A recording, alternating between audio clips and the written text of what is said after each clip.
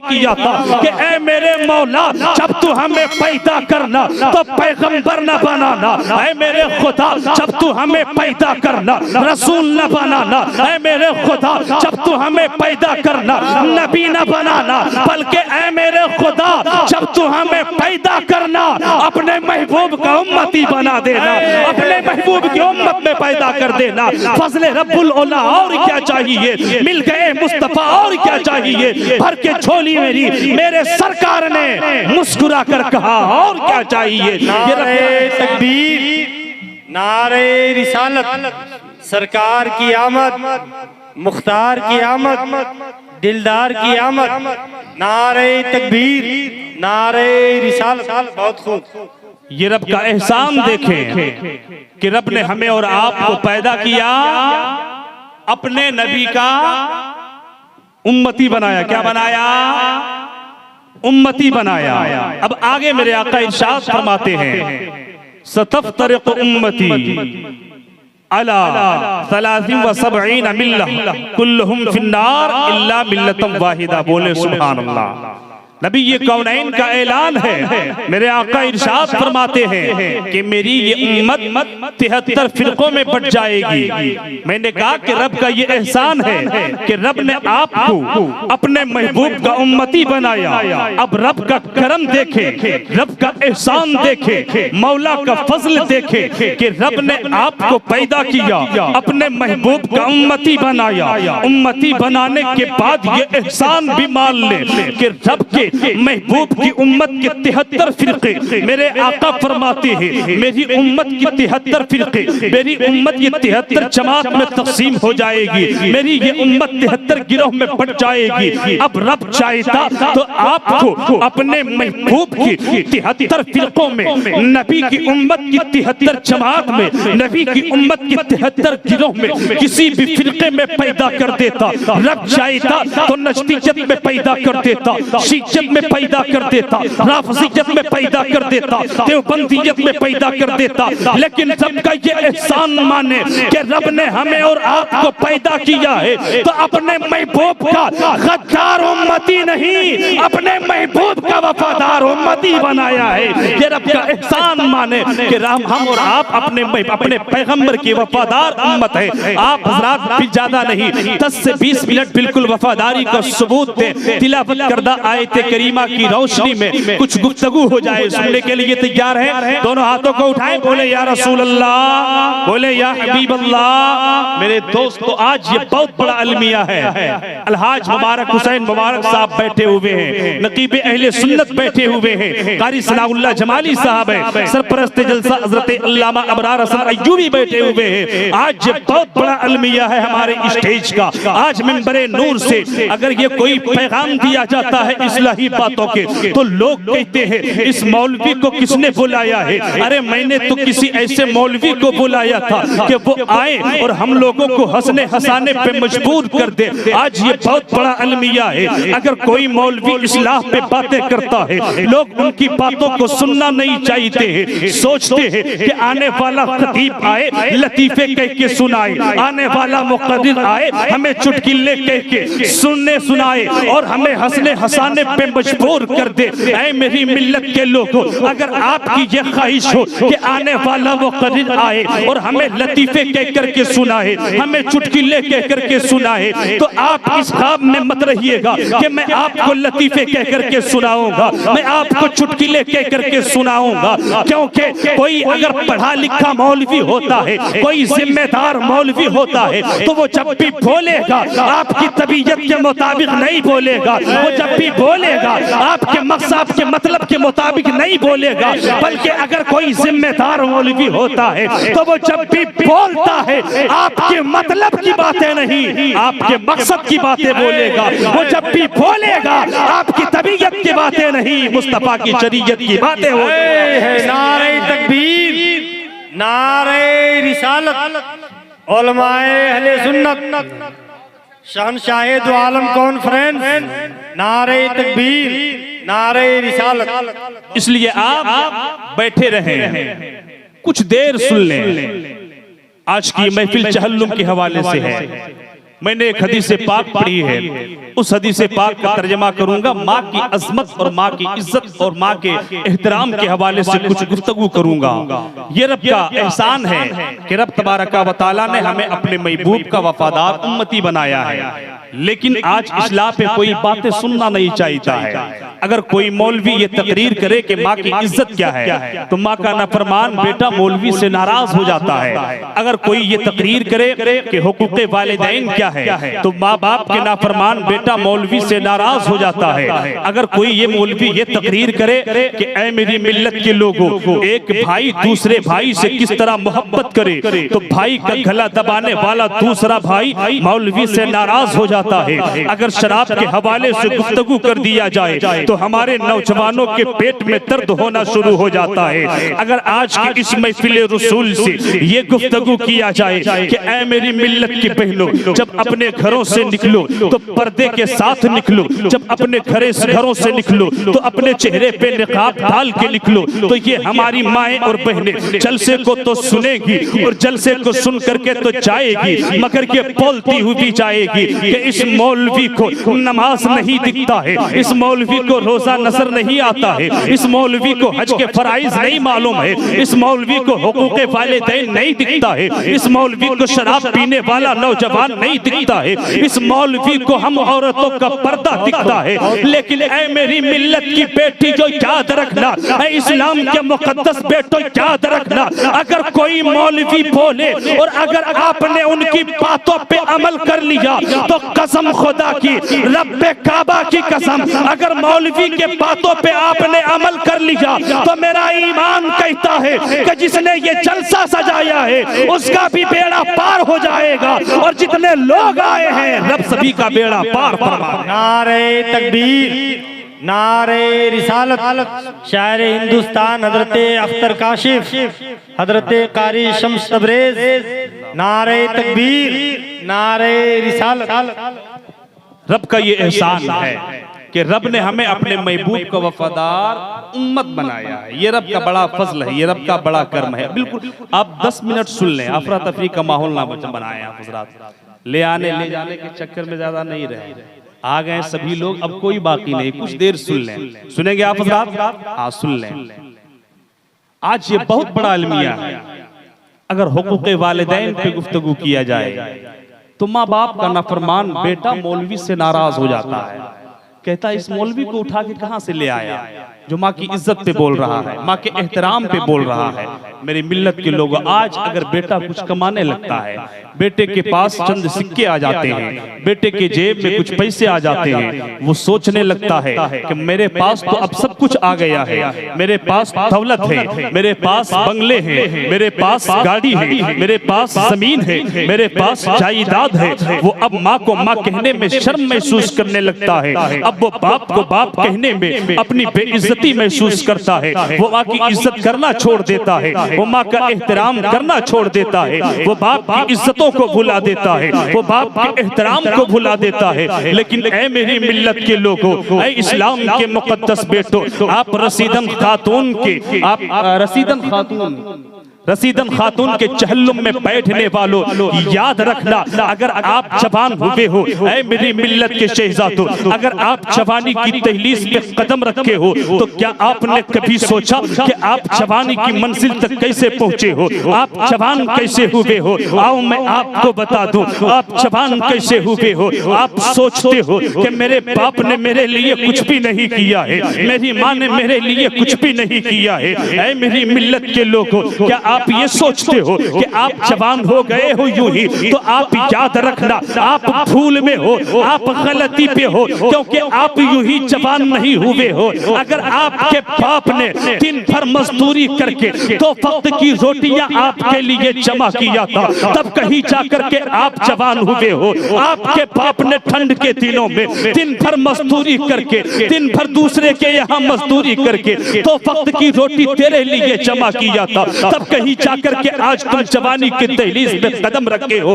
अल्लाह अकबर, गर्मी के दिनों में धूप की तपिश को बर्दाश्त करके, गर्मी के दिनों में धूप के और तपिश को बर्दाश्त करके तेरे बाप ने गर्म लू के थपेड़ों को बर्दाश्त करके दिन भर मजदूरी किया था, तो वक्त की रोटी जमा किया था, तब कहीं जाकर के तुम आज जवान बने हो। आज तुम जवान क्या हो गए, बाप का एहतराम करना छोड़ दिया है। आज तुम जवान क्या हो गए हो, माँ की इज्जत करना छोड़ दिया है। ऐ मेरी मिल्लत के लोगों, क्या तुमने कभी देखा कि तेरी माँ ने किन किन मुसीबतों का सामना किया है, तब कहीं जाकर के आज तुम जवान हुए हो। याद रखना, तेरी माँ ने 9-9 महीने तक अपने शिकम में रख करके अपना दूध नहीं, अपने पेट में रख करके अपना खूने जिगर पिलाई है, तब कहीं जाकर के आज जवान हुए हो। 2.5 साल तक तेरी माँ ने अपनी गोद में रखने के बाद तुझे अपने छाती का दूध पिलाई है, तब कहीं जाकर के तुम आज जवान हुए हो। जवान हुए, तेरे पास चंद पैसे क्या आ गए, तेरे पास दौलतें क्या आ गई, तुमने जमीन क्या खरीद लिया, तुमने मकान क्या बना लिया, तुमने बंगले क्या बना लिए, तुमने माँ की इज्जत करना छोड़ दिया है, तुमने माँ का एहतराम भुला दिया है। ऐ मेरी मिल्लत के लोगों, आओ देखो मेरे मुस्तफा की बारगाह में मेरे आका के पास क्या दौलतें नहीं थी। अरे मेरे आका की दौलतों का आलम ये है कि मालिक कौनैन है, को पास कुछ रखते नहीं, मालिक कौनैन है, को पास कुछ रखते नहीं, तो जहां की नेमतें हैं उनके खाली हाथ में। मेरे आका के पास इतनी दौलतें हैं कि रब ने पूरी कायनात को पैदा किया है, पूरी कायनात का खालिक रब है और सारी कायनात का मालिक मेरे मुस्तफा है। मेरे मुस्तफा की बारगाह में आओ, देखो मेरे आका ने अपनी माँ की इज्जत कैसे किया है, देखो मेरे आका ने अपनी माँ का एहतराम कैसे किया है। ऐ मेरी मिल्लत के लोगों, जिस नबी का कलमा भी तुम भी पढ़ते हो, जिस नबी का कलमा मैं भी पढ़ता हूँ, आओ उस नबी की बारगाह में देख लिया जाए मेरे आका ने अपनी माँ की इज्जत कैसे किया है, मेरे आका ने अपनी माँ का एहतराम कैसे किया है। जंगे हुनैन के बाद, फतेह जंगे हुनैन के बाद नबी ये कौनैन उसी मकाम पे 1-2 दिन नहीं 16 रोज तक मेरे आका उसी जगह पे ठहरे रहे। उसी जगह पे मेरे आका ने क़याम फरमा लिया। जंगे हुनैन के बाद नबी ये कौनैन 16 दिन तक उस मकाम पे ठहरे रहे।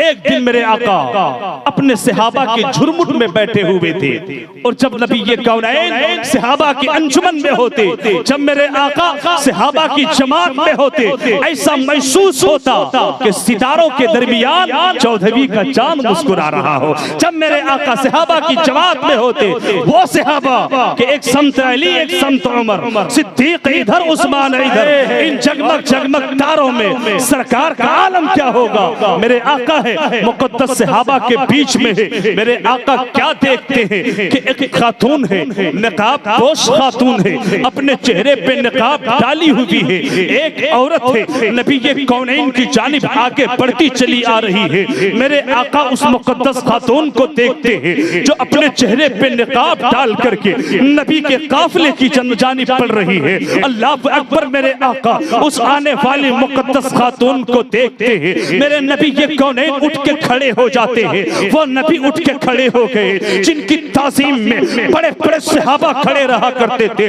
वो नबी खड़े हो गए जिनकी ताज़ीम में बड़े बड़े चोटी के फरिश्ते खड़े रहा करते थे। अल्लाह अकबर। मेरे आका उस आने वाली मुक़द्दस खातून के लिए उठ के खड़े हो जाते हैं। वो मुक़द्दस खातून करीब आती है, नबी ये कौनैन अपनी काली कमली लाते हैं, नबी ये कौनैन यासीन वाली चादर को लाते हैं, मुज़म्मिल वाली चादर को लाते हैं। मेरे आका नबुव्वत और रिसालत की चादर को उस आने वाली खातून के लिए बिछा देते हैं। खातून आती है, बैठ जाती है, नबी ये कौनैन उस खातून के साथ जो है कुछ देर बातें करते हैं, फिर वो खातून उठती है, उठ के चली जाती है। सहाबा आपस में बातें करने लगते हैं कि साथी पता तो करो ये कौन ऐसी खातून थी जिसके लिए नबी ने अपनी चादर ततहीर बिछा दी है, ये कौन ऐसी खातून है पता तो करो जिसके लिए नबी ने अपनी नबुव्वत वाली चादर को बिछा दी है। अल्लाह अकबर। आपस में भी सहाबा बात ही कर रहे थे। मेरे आका समझ जाते हैं कि ये सहाबा मुझसे पूछना चाहते हैं कि या रसूल अल्लाह वो आने वाली कौन ऐसी खातून थी जिसके लिए आपने नबुव्वत वाली चादर को बिछा दी थी। अल्लाह अकबर। मेरे आका कहते हैं ऐ मेरे सहाबियों, क्या जानना चाहते हो वो आने वाली मुकद्दस खातून कौन थी, वो आने वाली औरत कौन थी। सहाबा कहते हैं हाँ या रसूल अल्लाह, हम लोग जानना चाहते हैं आका, वो आने वाली मुकद्दस खातून कौन थी। मेरे आका फरमाते हैं ऐ मेरे सहाबियों सुनो, अगर जानना चाहते हो कि वो आने वाली खातून कौन थी, तो ऐ मेरे सहाबियों सुनो, वो कोई आम औरत नहीं थी, बल्कि वही हलीमा सादिया थी, जिस हलीमा सादिया ने तेरे नबी को दूध पिलाई थी। अब मुझे रुक के यहीं पे कह लेने दिया जाए, अरे जिस हलीमा सादिया ने सिर्फ नबी को, जिस हलीमा सादिया ने सिर्फ नबी को दूध पिलाई है, उस हलीमा सादिया के मकाम और मर्तबे का आलम यह है कि नबी नबूवत वाली चादर भी बिछा रहे हैं, रसूल रिसालत वाली चादर भी बिछा रहे हैं। तो मुझे कह लेने दिया जाए कि जो नबी को सिर्फ दूध पिलावे, उस औरत के मकाम और मर्तबे का आलम यह है, तो जो माँ हमें और आपको अपने पेट में रख करके दूध नहीं अपना खूने जिगर पिलाई हो, उस माँ के मकाम और मर्तबे का आलम क्या होगा, उस माँ की इज्जत और अज़मत का आलम क्या होगा। नारे तकबीर, नारे रिसालत, अज़मते वालिदैन, अज़मते वालिदैन, नारे तकबीर, नारे रिसालत। बहुत खूब मेरे दोस्तों, माँ का वो मकाम है। एक बड़ी प्यारी बात याद आ रही, सुनेंगे आप हज़रात। सहाबी रसूल का नाम है हजरत मुआविया इब्ने जाहिमा। बस 10 से 12 मिनट और सुन लें। दोनों हाथों को उठाएं, बोले या रसूल अल्लाह, बोले या हबीब अल्लाह। सहाबी रसूल का नाम है हजरत मुआविया इब्ने जाहिमा। नबी ये कौनैन की बारगाह में आते हैं और आने के बाद उस सहाबी रसूल अर्ज करते हैं कि या रसूल अल्लाह, आपने मेरे तमाम साथियों को आका जंग के मैदान में जाने की इजाजतें दे दिया है। आका मेरे साथी जाएंगे, लड़ेंगे, जंग करेंगे।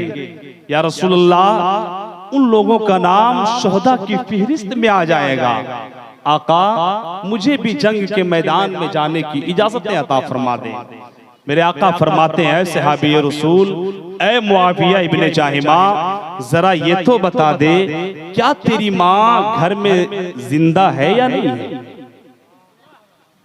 क्या तेरी माँ हयात से है या नहीं है? वो सहाबी रसूल फरमाते हैं हाँ हाँ या रसूल अल्लाह, मेरी माँ अब भी हयात से है। आका मेरी माँ अब भी मेरे आंगन में मौजूद है। और हाँ हाँ या रसूल अल्लाह, जब मैं अपने घर में अपनी माँ को देखता हूँ, मुझे ऐसा महसूस होता है कि मेरा घर बिल्कुल जन्नत की तरह है। आका मेरी माँ अब तक हयात से है। मेरे आका फरमाते हैं ऐ मेरे सहाबी मुआविया इब्ने जाहिमा, तो सुन ले, फालसिमहा फाइनल जन्नता तेहता तारिजलैहा।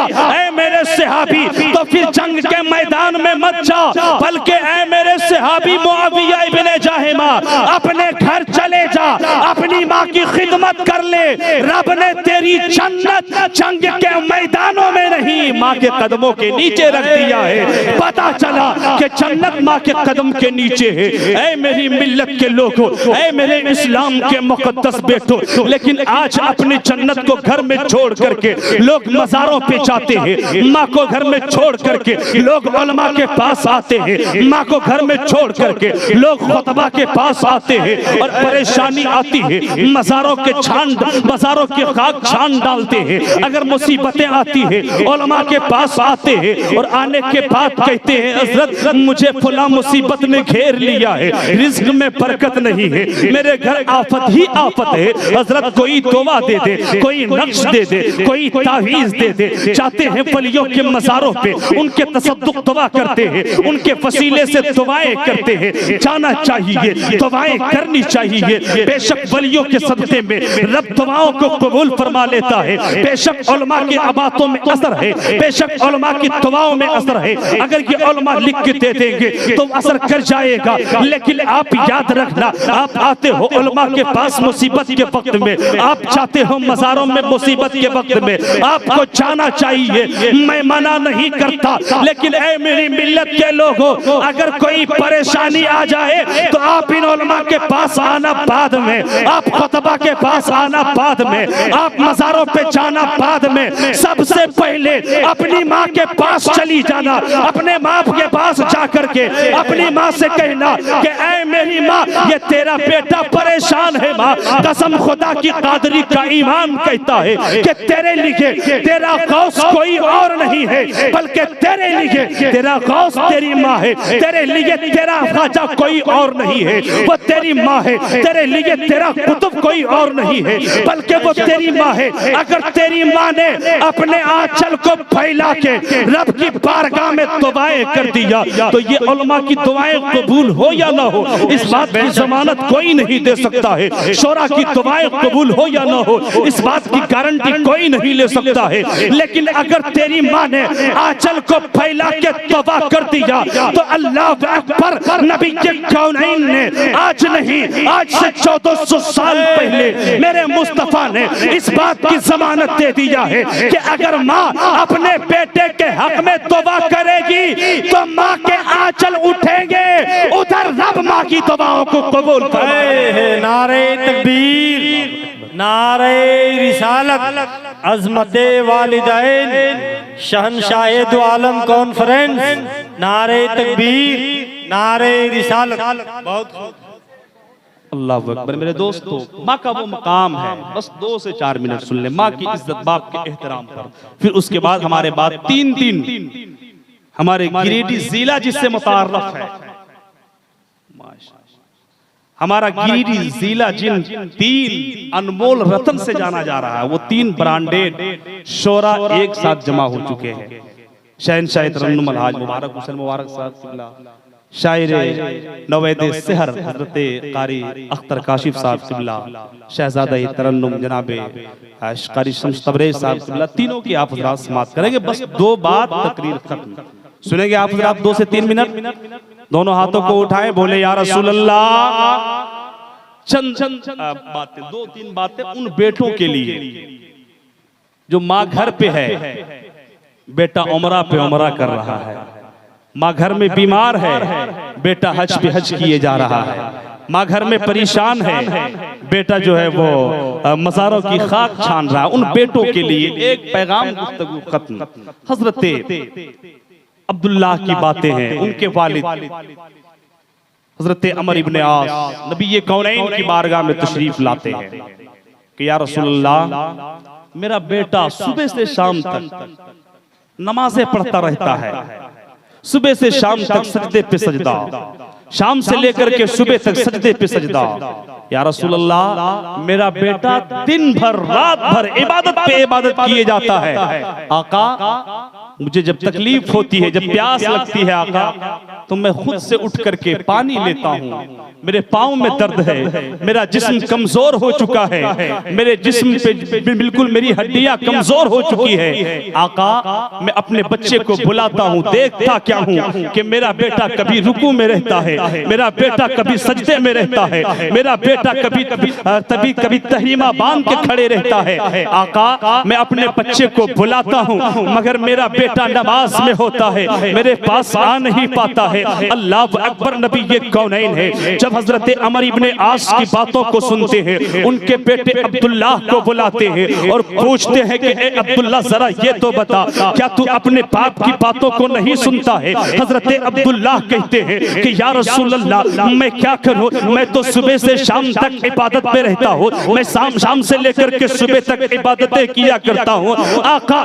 मैं तो नमाजें पढ़ा करता हूँ। ऐ मेरी मिल्लत के लोगों, जो लोग अपनी माँ, बीमार माँ को घर में छोड़ करके उमरा पे उमरा किए जा रहे हैं, बीमार माँ को घर पे छोड़ के हज पे हज किए जा रहे हैं, माँ के लिए एक चादर भी नहीं खरीद सकता ठंडियों में, और मज़ारों पे चादर चढ़ाते रहते हैं, माँ के लिए तोहफा नहीं ला सकते हैं, मगर ला करके दूसरों को तोहफे में तोहफा देने वालों, गिफ्ट देने वालों, बेटो जरा सुन लो हजरत अब्दुल्लाह की बातें। हजरत अब्दुल्लाह कहते हैं कि या रसूल अल्लाह मैं तो नमाजें पढ़ता हूँ, सुबह से शाम तक सजदे में रहता हूँ, शाम से लेकर के सुबह तक सजदे में रहता हूँ। आका मैं अपनी बाप की खिदमत करूँ तो करूँ कैसे? अल्लाह अकबर, मेरे आका को जलाल आता है। नबी ये कौनैन अपनी जगह से उठ जाते हैं, फरमाते हैं कि ए अब्दुल्ला, क्या तू अपने रब को राजी करना चाहता है? क्या तू अपने रब को राजी करना चाहता है? हजरत अब्दुल्ला कहते हैं हाँ हाँ मेरे आका, मैं अपने रब को राजी करना चाहता हूँ। मेरे आका फरमाते हैं कि ए अब्दुल्ला सुन ले,